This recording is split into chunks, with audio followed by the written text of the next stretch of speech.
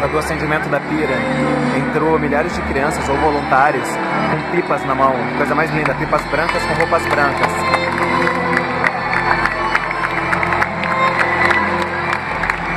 Muito lindo, pessoal. Olhem lá no telão. Não dá pra ver, foi mal.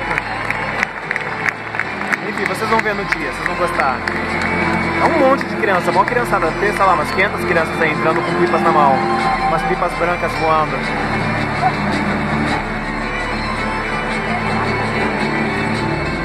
Agora estão caindo folhinhas amarelas do teto. Sei lá.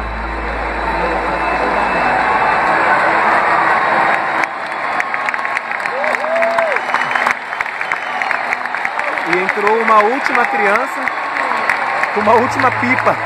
Acho que ela já entrou atrasada, tá geral batendo palma pra ela. Que bonitinho. A criança derradeira. Será que isso foi erro deles ou é proposital? Não sei. Acho que foi erro mesmo. Muito obrigada por comparecerem hoje. A festa está muito linda, todos estão de parabéns. E parabéns, pai, tudo de bom.